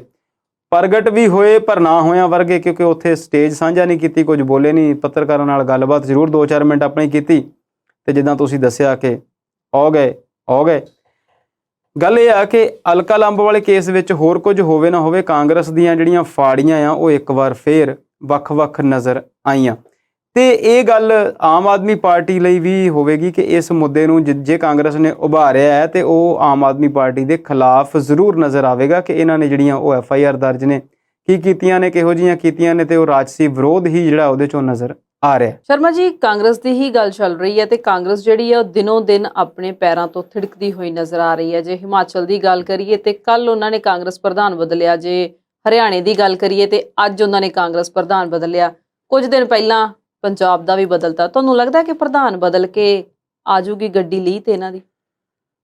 ਦੇਖੋ ਉਹ ਇਹਦੇ ਬਾਰੇ ਕੀ ਸੋਚਦੇ ਆ ਇਹ ਤਾਂ ਉਹੀ ਦੱਸ ਸਕਦੇ ਆ। ਜੋ ਸਾਨੂੰ ਜੋ ਨਜ਼ਰ ਆਉਂਦਾ ਉਹਦੇ ਅਧੀਨ ਜੇ ਅਸੀਂ ਗੱਲ ਕਰੀਏ ਇਹਨਾਂ ਪ੍ਰਧਾਨਗੀਆਂ ਦੀ ਬਦਲਣ ਦੀ, ਇਸ ਤੋਂ ਪਹਿਲਾਂ ਜੇ ਦੇਖੀਏ ਕਾਂਗਰਸ ਦੇ ਸਟੇਜ ਦੇ ਉੱਤੇ ਜੋ ਕੁਝ ਡਰਾਮੇ ਹੋ ਰਹੇ ਨੇ, ਜਿਹੜੇ ਨਾਟਕ ਉਲੀਕੇ ਜਾ ਰਹੇ ਨੇ, ਜਿਨ੍ਹਾਂ ਦੇ ਐਪੀਸੋਡ ਜਿਹੜੇ ਖੇਡੇ ਜਾ ਰਹੇ ਨੇ, ਉਹਦੇ 'ਚ ਪ੍ਰਸ਼ਾਂਤ ਕਿਸ਼ੋਰ ਇੱਕ ਵੱਡਾ ਨਾਮ ਬਣ ਕੇ ਸਾਹਮਣੇ ਆਉਂਦਾ ਸੀ। ਤੁਸੀਂ ਵੀ ਅੱਜ ਆਫ ਦਾ ਰਿਕਾਰਡ ਬਾਅਦ 'ਚ ਗੱਲ ਕਰਦੇ ਸੀ ਕਿ ਪ੍ਰਸ਼ਾਂਤ ਕਿਸ਼ੋਰ ਕੀ ਆ ਤੇ ਕਿਵੇਂ ਦਾ ਆ ਤੇ ਉਹਦੀ ਜਿਹੜੀ ਪਰਸਨੈਲਿਟੀ ਆ ਉਹਦੀਆਂ ਕਾਫੀ ਗੱਲਾਂ ਤੁਸੀਂ ਦੱਸੀਆਂ।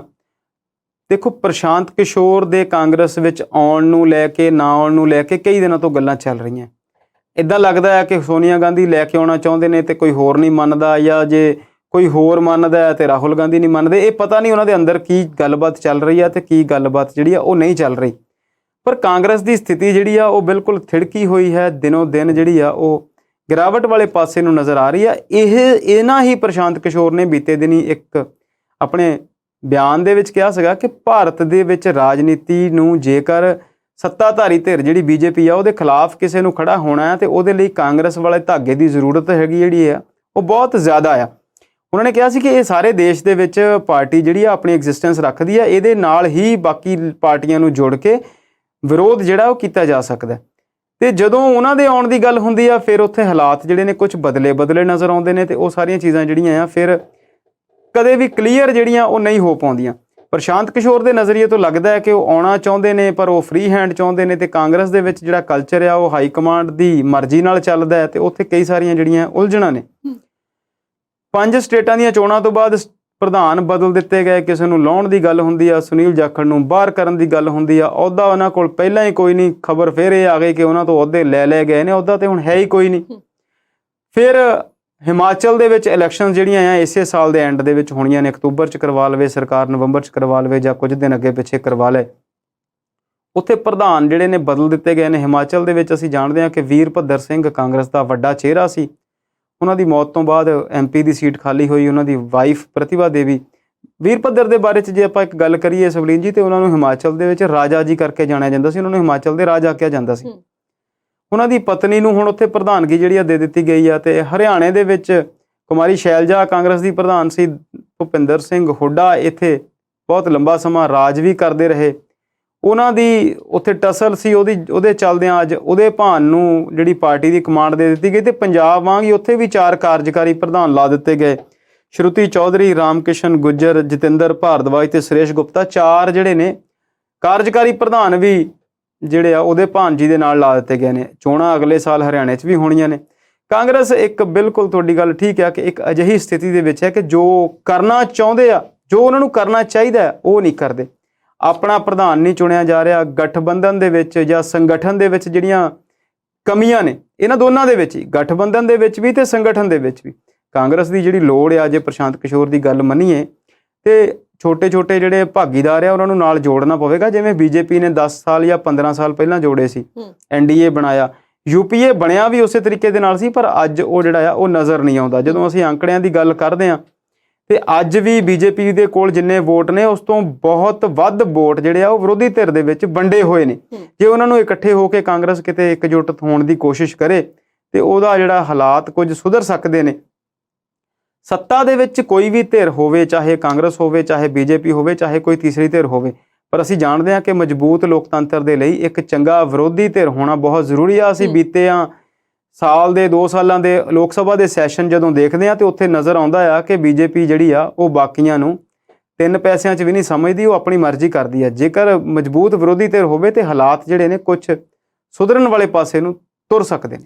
ਵਾਪਸ ਗੱਲ ਪੰਜਾਬ ਦੀ ਕਰਦੇ ਹਾਂ। ਜਦੋਂ ਪੰਜਾਬ ਦੇ ਵਿੱਚ ਕਾਂਗਰਸ ਜਿਹੜੀ ਆ ਉਹ ਸੱਤਾ ਤੇ ਕਾਬਜ਼ ਸੀ, ਤੌਬਾ ਤੌਬਾ, ਬੜੇ ਪ੍ਰਦਰਸ਼ਨ ਹੋਏ ਤੇ ਬੜੇ ਧਰਨੇ ਲੱਗੇ। ਉਦੋਂ ਆਮ ਆਦਮੀ ਪਾਰਟੀ ਕਹਿੰਦੀ ਸੀ ਸਰਕਾਰ ਸਾਡੀ ਆ ਲੈਣ ਦਿਓ, ਇੱਕ ਵੀ ਧਰਨਾ ਨਹੀਂ ਅਸੀਂ ਲੱਗਣ ਦੇਣਾ, ਪ੍ਰਦਰਸ਼ਨਾਂ ਦਾ ਤੇ ਸਵਾਲ ਨਾ ਪੁੱਛੋ।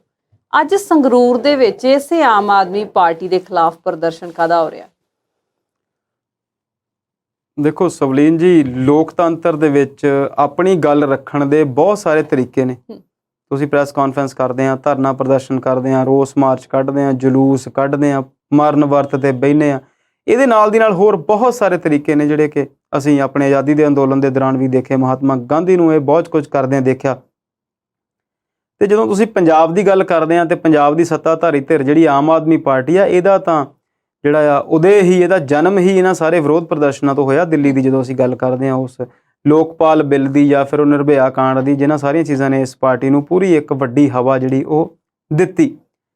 ਜਦੋਂ ਸੰਗਰੂਰ ਦੇ ਅੱਜ ਦੇ ਪ੍ਰਦਰਸ਼ਨ ਦੀ ਗੱਲ ਕਰਦੇ ਆ ਤੇ ਫਿਰ ਇਦਾਂ ਲੱਗਦਾ ਆ ਕਿ ਸਰਕਾਰ ਹਾਲੇ ਨਵੀਂ ਬਣੀ ਆ ਤੇ ਇਹ ਜਿਹੜੇ 92 ਨੇ ਇਹਨਾਂ ਦੇ ਵਿੱਚੋਂ ਬਹੁਤੇ ਪਹਿਲੀ ਵਾਰ ਵਿਧਾਨ ਸਭਾ 'ਚ ਗਏ ਨੇ ਤੇ ਮੰਤਰੀ ਜਿਹੜੇ ਨੇ ਉਹ ਸੂਝਵਾਨ ਹੋਣਗੇ, ਸਿਆਣੇ ਹੋਣਗੇ, ਸਮਝਦਾਰ ਹੋਣਗੇ, ਪਰ ਹਾਲੇ ਬਹੁਤ ਪੱਕੇ ਸਿਆਸੀ ਨਹੀਂ ਹੈਗੇ। ਬਹੁਤ ਸਾਰੀਆਂ ਗੱਲਾਂ ਅਜਿਹੀਆਂ ਕਰਦੇ ਨੇ ਜਿਹੜੀਆਂ ਕਿ ਉਹ ਆਪੇ ਹੀ ਆਪਣੇ ਆਪ ਨੂੰ ਫਸਾਉਣ ਵਾਲੀ ਸਥਿਤੀ ਦੇ ਵਿੱਚ ਜਿਹੜੀ ਆ ਉਹ ਗੱਲ ਚਲੇ ਜਾਂਦੀ ਆ। ਕੁਝ ਕੁ ਦਿਨ ਪਹਿਲਾਂ ADGP ਵੱਲੋਂ ਇੱਕ ਪੱਤਰ ਜਾਰੀ ਹੋਇਆ ਜਿਹਦੇ ਦਾ ਅਧੀਨ ਕਿਹਾ ਗਿਆ ਕਿ ਪੰਜਾਬ ਦੇ ਵਿੱਚ ਜਿਹੜੇ ਜੁਗਾੜ ਨਾਲ ਬਣਾਏ ਹੋਏ ਵਹੀਕਲ ਨੇ ਨਾ, ਚਾਹੇ ਉਹ 2 ਪਹੀਆ ਨੇ, 3 ਪਹੀਆ ਨੇ, ਉਹ ਨਹੀਂ ਚੱਲਣਗੇ। ਉਹਨਾਂ ਦੇ ਵਿੱਚ ਜਦੋਂ ਫਿਰ ਉਹਦੀ ਘੋਖ ਪੜਤਾਲ ਹੋਈ ਤੇ ਕਈ ਚੈਨਲਸ ਨੇ ਜਾਂ ਕਈ ਸੋਰਸਸ ਤੋਂ ਲੱਗਿਆ ਕਿ 3 ਲੱਖ ਤੋਂ ਵੀ ਵੱਧ ਉਹ ਮੋਟਰਸਾਈਕਲਾਂ ਦੇ ਪਿੱਛੇ ਰੇਹੜੀਆਂ ਲਾ ਕੇ ਜਿਹੜੇ ਨੇ ਸਮਾਨ ਬਣਾਏ ਹੋਏ ਨੇ, ਗੱਡੀਆਂ ਵਰਗੇ ਜਾਂ 2 ਵੀਲਰ 3 ਵੀਲਰ ਜੋ ਵੀ ਤੁਸੀਂ ਉਹਨੂੰ ਕਹਿ ਲਓ, ਪੰਜਾਬ ਲਈ ਚੰਗਾ ਸ਼ਬਦ ਤੇ ਉਹ ਜੁਗਾੜ ਵਾਲੇ ਠੇਲੇ ਜਿਹੇ ਨੇ, ਉਹ ਬੰਦ ਹੋਣਗੇ। ਰੌਲਾ ਪੈ ਗਿਆ, ਬੜਾ ਉਹਦਾ ਸ਼ੋਰ ਜਿਹਾ ਬਣਿਆ ਤੇ ਦੂਜੇ ਦਿਨ ਹੀ ਜਾਂ ਉਸੇ ਦਿਨ ਹੀ ਸ਼ਾਮ ਤੱਕ ਭਗਵੰਤ ਮਾਨ ਨੇ ਕਹਿਤਾ ਕਿ ਅਜਿਹਾ ਜਿਹੜਾ ਕੋਈ ਫੈਸਲਾ ਨਹੀਂ ਲਿਆ ਜਾਵੇਗਾ। ਉਹ ਗੱਲ ਠੱਪ ਹੋ ਗਈ। ਹੁਣ ਗੱਲ ਸਰਕਾਰ ਨੇ ਤੇ ਕਹਿ ਦਿੱਤਾ ਕਿ ਅਸੀਂ ਪਹਿਲਾਂ ਬੰਦ ਕਰਨ ਦੀ ਗੱਲ ਕੀਤੀ ਆ, ਫਿਰ ਉਹਨੂੰ ਬੰਦ ਕਰਨ ਦੀ ਨਹੀਂ ਗੱਲ ਕੀਤੀ, ਪਰ ਉਹ ਜਿਹੜੀ ਚਿੰਗਾੜੀ ਸੀ ਉਹ ਤਦ ਤੱਕ ਲੱਗ ਗਈ।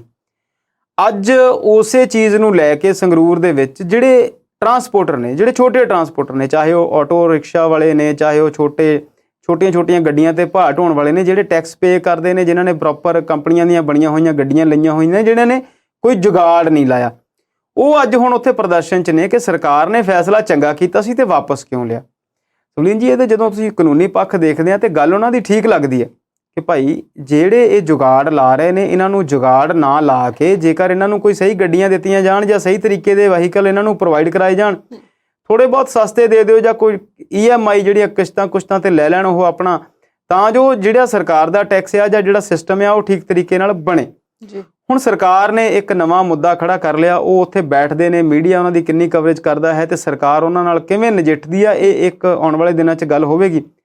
ਪਰ ਪੰਜਾਬ ਦੀ ਜਦੋਂ ਸਰਕਾਰ ਦੀ ਗੱਲ ਕਰਦੇ ਤਾਂ ਅਸੀਂ ਕਈ ਵਾਰ ਇਹ ਗੱਲ ਕਹਿ ਚੁੱਕੇ ਹਾਂ ਕਿ ਉਹਨਾਂ ਦੇ ਸਾਹਮਣੇ ਸਮਾਂ ਵੀ ਹੈ, ਉਹਨਾਂ ਕੋਲ 5 ਸਾਲ ਦਾ, ਸਮੱਸਿਆਵਾਂ ਦਾ ਢੇਰ ਆ, ਤੇ ਉਹ ਕਿਹੜੀ ਕਦੋਂ ਢੇਰ ਦੇ ਵਿੱਚੋਂ ਕਿਹੜੀ ਪਿਕ ਐਂਡ ਚੂਜ਼ ਕਰਨੀ ਆ ਜਾਂ ਜਿਹੜੀ ਸਾਹਮਣੇ ਆਈ ਜਾਂਦੀ ਆ ਉਹਦਾ ਹੀ ਹੱਲ ਕਰਨਾ ਹੈ, ਉਹਨਾਂ ਲਈ ਇੱਕ ਗੁੰਝਲਦਾਰ ਵਕਤ ਹੈ।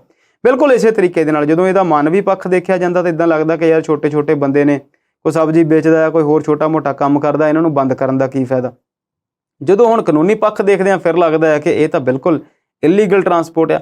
ਪਰ ਜਦੋਂ ਅਸੀਂ ਇਲੀਗਲ ਟਰਾਂਸਪੋਰਟ ਦੀ ਗੱਲ ਕਰਦੇ ਹਾਂ ਤੇ ਫਿਰ ਅਸੀਂ ਸਰਕਾਰੀ ਬੱਸਾਂ ਦੀ ਵੀ ਉਸ ਦਿਨ ਗੱਲ ਕੀਤੀ ਸੀ ਕਿ ਜੇ ਪੰਜਾਬ ਰੋਡਵੇਜ਼ ਦੀਆਂ ਸਰਕਾਰੀ ਬੱਸਾਂ ਦੀ ਗੱਲ ਕਰੀਏ ਤਾਂ ਸ਼ਾਇਦ ਹੀ ਕਿਸੇ ਕੋਲ ਇੰਸ਼ੋਰੈਂਸ ਹੋਵੇ, ਸ਼ਾਇਦ ਹੀ ਕਿਸੇ ਕੋਲ ਪੋਲੂਸ਼ਨ ਸਰਟੀਫਿਕੇਟ ਹੋਵੇ। ਤੇ ਜੇ ਅਸੀਂ ਕਿਸਾਨੀ ਦੀ ਗੱਲ ਕਰੀਏ, ਟਰੈਕਟਰ ਟਰਾਲੀਆਂ ਜਿਹੜੀਆਂ, ਟਰਾਲੀ ਦਾ ਜਿਹੜਾ ਲੋਡ ਪਾਸ ਆ ਤੇ ਕਿੰਨਾ ਵਜਨ ਉਹ ਲੈ ਕੇ ਸੜਕਾਂ ਤੇ ਘੁੰਮਦੇ ਨੇ, ਇਲੀਗਲ ਤੇ ਬਹੁਤ ਕੁਝ ਹੈ। ਹੁਣ ਦੇਖਣਾ ਪਵੇਗਾ ਕਿ ਸਰਕਾਰ ਇਸ ਮਸਲੇ ਨੂੰ ਕਿੱਦਾਂ ਨਜਿੱਠਦੀ ਆ ਤੇ ਕਿੱਧਰਲੇ ਪਾਸੇ ਨੂੰ ਇਹ ਜਿਹੜੀ ਗੱਲ ਆ ਉਹ ਜਾਂਦੀ। ਜੀ, ਗੱਲਬਾਤ ਦਾ ਦੌਰ ਇਸੇ ਤਰ੍ਹਾਂ ਜਾਰੀ ਰੱਖਾਂਗੇ ਪਰ ਇੱਕ ਛੋਟੇ ਜਿਹੇ ਵਕਫੇ ਤੋਂ ਬਾਅਦ।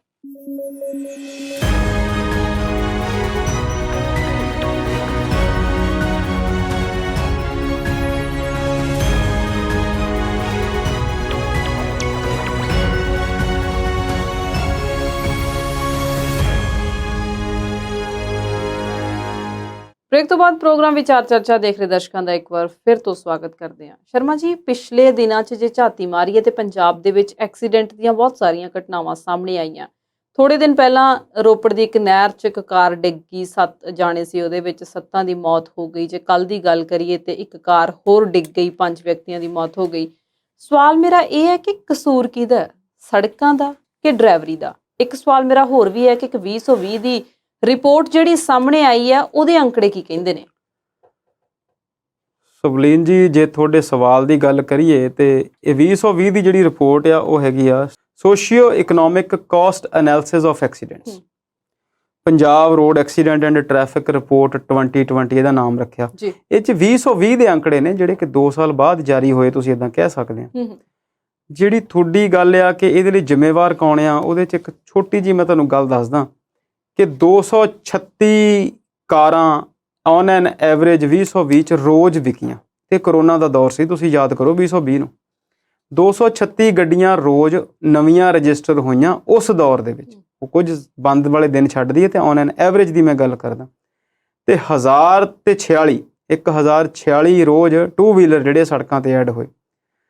ਹੁਣ ਤੁਸੀਂ ਇਸ ਗੱਲ ਨੂੰ ਦੂਜਾ ਪਾਸਾ ਇਹਦਾ ਦੇਖੀਏ ਤੇ ਕੁਝ ਕਰੋੜ ਆਬਾਦੀ ਸੀ ਜਦੋਂ ਭਾਰਤ ਆਜ਼ਾਦ ਹੋਇਆ 47 ਦੇ ਵਿੱਚ।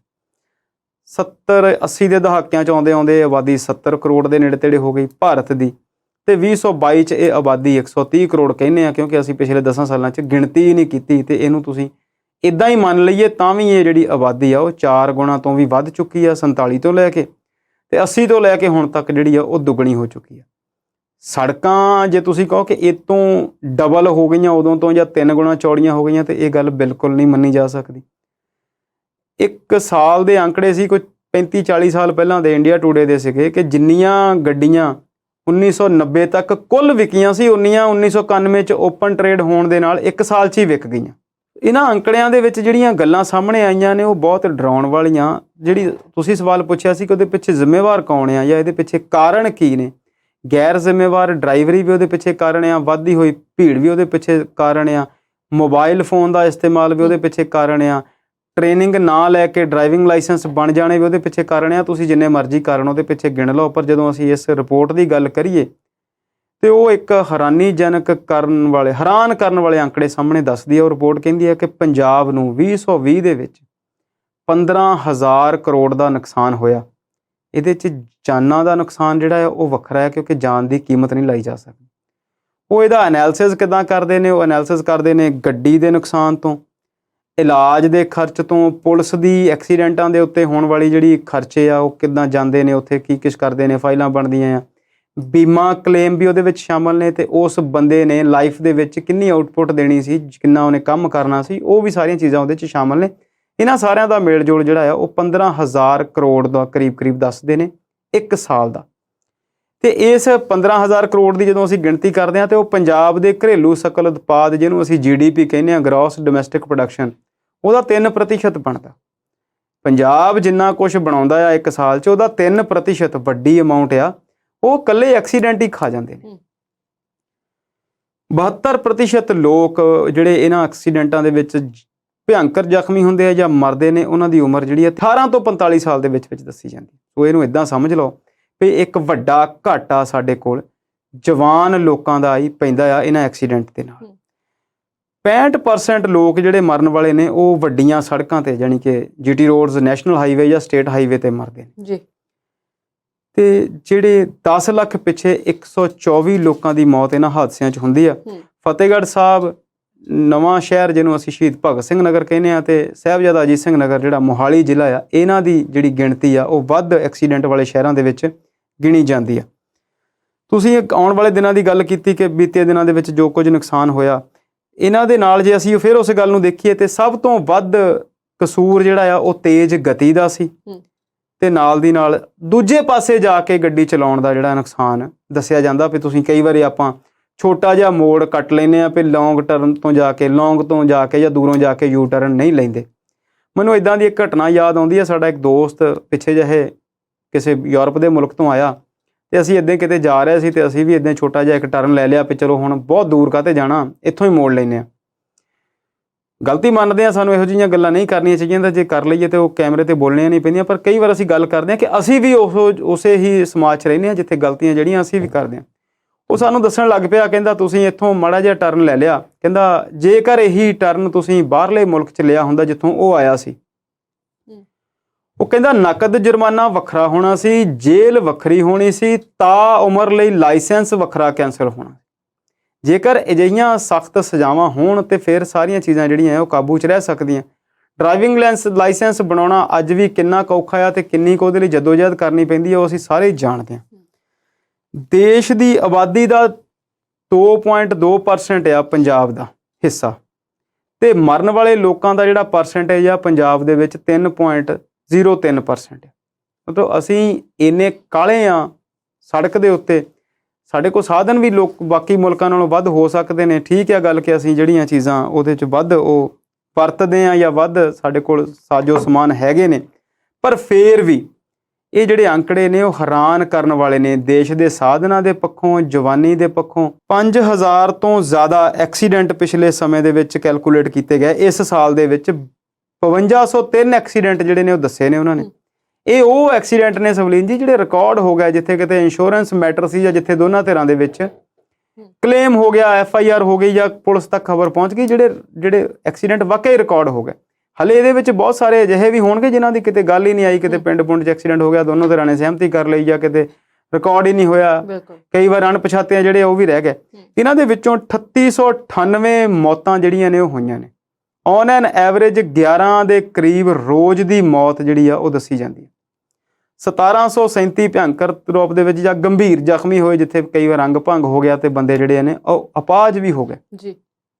ਸੋ ਇਹ ਅੰਕੜੇ ਜਿਹੜੇ ਨੇ, ਇਹ ਸਾਰੀ ਜਿਹੜੀ ਰਿਪੋਰਟ ਆ ਇਹ ਹੈਰਾਨ ਕਰਨ ਵਾਲੀ ਆ।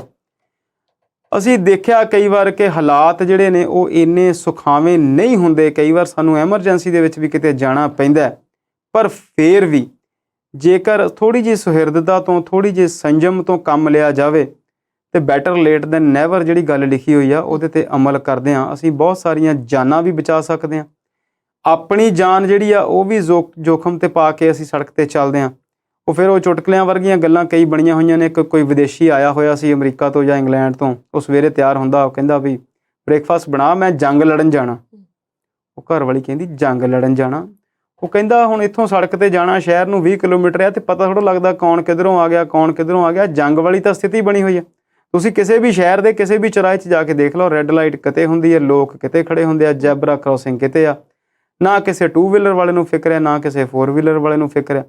ਤੇ ਫਿਰ ਸਾਲ ਬਾਅਦ ਜਾਂ 2 ਸਾਲ ਬਾਅਦ ਜਿਹੜੀਆਂ ਰਿਪੋਰਟਸ ਨੇ ਉਹ ਸਾਡੇ ਰੋਂਗਟੇ ਖੜੇ ਕਰਦੀਆਂ ਨੇ। ਸੋ ਬਹੁਤ ਵੱਡਾ ਮਸਲਾ ਨਹੀਂ ਹੈ, ਬਣਿਆ ਜ਼ਰੂਰ ਵੱਡਾ ਹੋਇਆ ਜੀ। ਜੇਕਰ ਟ੍ਰੈਫਿਕ ਪ੍ਰਬੰਧਾਂ ਦਾ ਹਾਲਾਤ ਕੁਝ ਚੰਗੇ ਹੋਣ, ਲੋਕਾਂ ਦੇ ਵਿੱਚ ਇਸ ਚੀਜ਼ ਦੀ ਸਿੱਖਿਆ ਹੋਵੇ। ਅਸੀਂ ਕਈ ਵਾਰ ਟ੍ਰੈਫਿਕ ਹਫਤਾ ਮਨਾਉਂਦੇ ਆ, ਟ੍ਰੈਫਿਕ ਨਿਯਮਾਂ ਦੇ ਲਈ ਐਜੂਕੇਸ਼ਨ ਦਿੰਦੇ ਆ, ਪਰ ਦੇਖਦੇ ਆ ਕਿ ਉਹਨਾਂ ਦਾ ਜਿਹੜਾ ਅਸਰ ਆ ਉਹ ਬਹੁਤਾ ਨਹੀਂ ਹੈਗਾ।